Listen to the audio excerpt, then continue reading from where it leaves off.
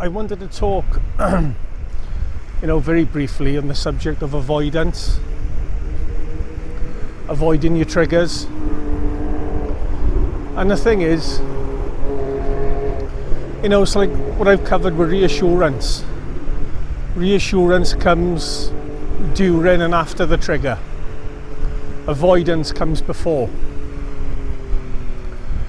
And the thing is, I think it's because of what I went through in school. I relate everything to a bully, and I think it's like if you avoid that bully in school, you're just going to exaggerate him and inflate him in your mind. And so it is with your HOCD fears, or any OCD fears for that matter. I think,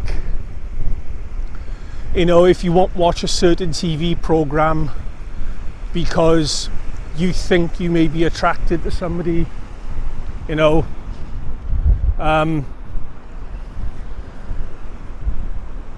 the TV, on a particular TV show, or if there's somebody down your local bar that you think you're attracted to, that gets you in panic mode, the worst thing you can do is lock yourself away. When you've got a choice to run away from fear or run towards it, I would say always run towards it. So switch on that TV and watch that TV show that you've been avoiding. Go to that bar or to the gym or whatever it is where that person is that you think you're attracted to. Go there. And when the feelings come up, as I always say, sit with the feelings. Because you're training the brain, you're training your mind to basically see these feelings and thoughts as not a threat, So it's beautiful down here by the beach, I gotta say. It's really nice. It's you're basically teaching the mind to acclimatise to the distress, and you're basically allowing all the thoughts in. It's like opening your front door, and just letting the feared thing in. And you keep it there. And you should adopt this attitude, you're not locked in here. I'm not locked in here with you. You are locked in here with me. That's what the attitude that you want to adopt. So when the intrusive thoughts come in, they locked in there with you.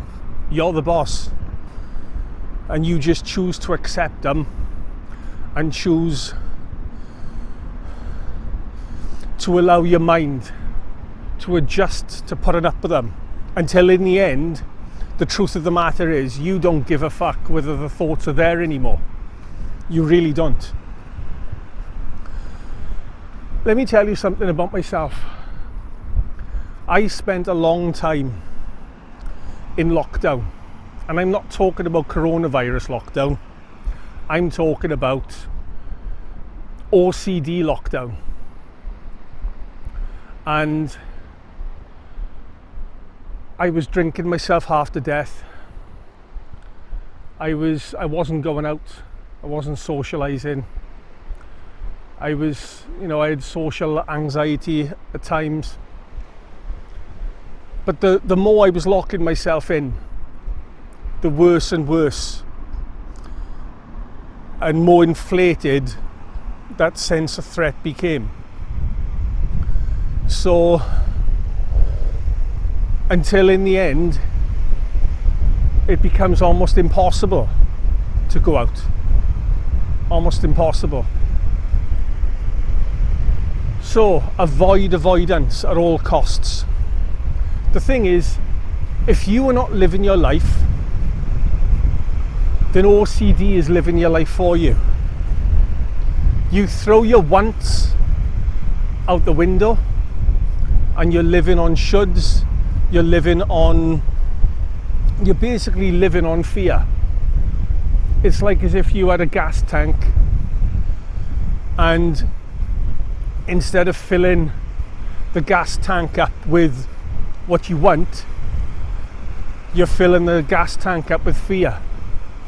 And that's how you're living your life, on fear.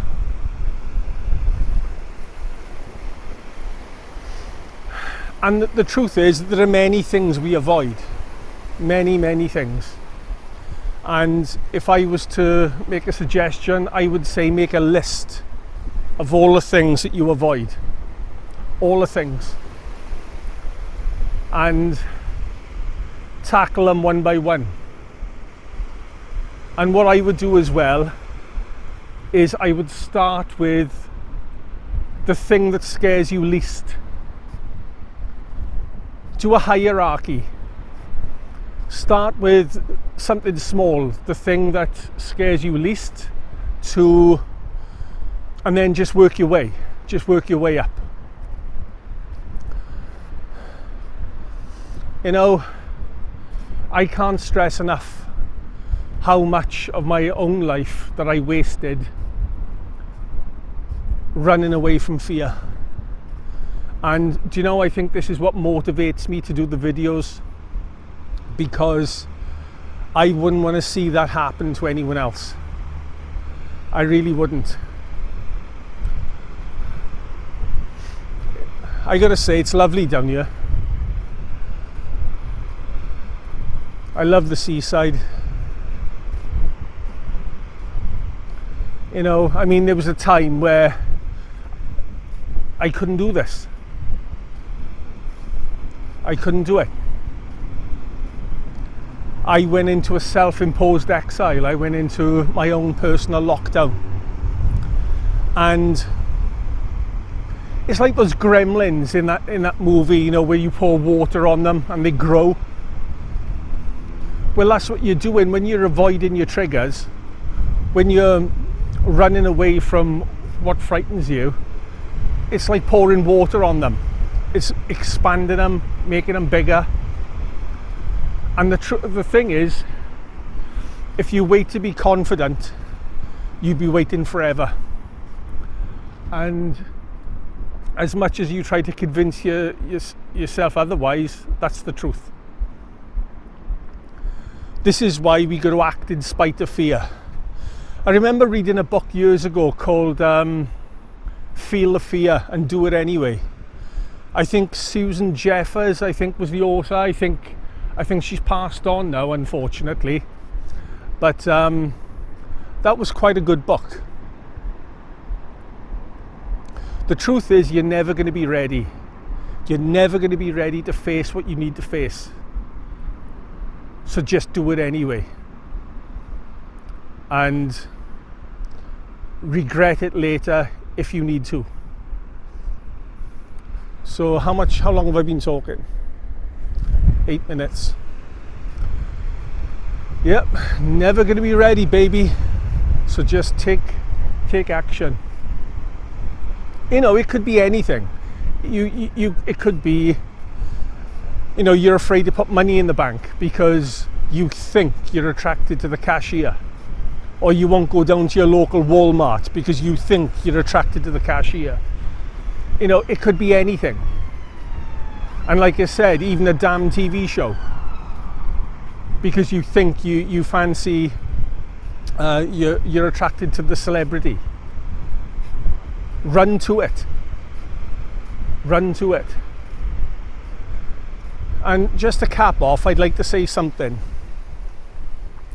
Many years ago, when I was a kid, I had a problem with a gang of boys. And I bumped into one of them when he was on his own. And I said to him, I want to see, you know, your ringleader. And he said, I said, give him a message from me. So he gave his ringleader the message, and that I wanted to see him on his own. And for some reason or other, the next day or the day after, I didn't go to school. Maybe I was just ill or something, I can't really remember. But one of the boys called in from school about 4:30 p.m. and said, oh, Gritty was his name.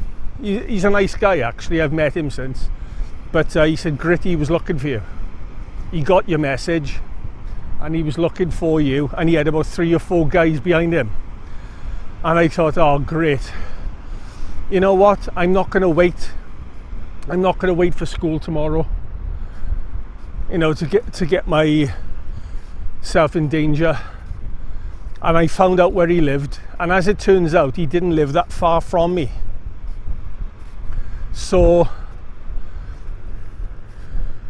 I went to his house that night. I went to his house, and as it turns out, we shook hands and it was all over. He was as good as gold. But did you see what I did there? I wasn't gonna try to go to bed that night and toss and turn and not sleep. I faced the fear head on. I wasn't ready, I didn't feel ready, but I did it anyway.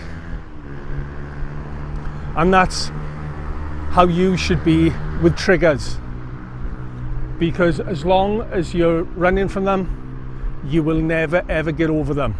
Maybe time will be generous and, you know, soften it a little bit for you, but how long are you gonna have to wait? 10 years, 20 years, 30 years?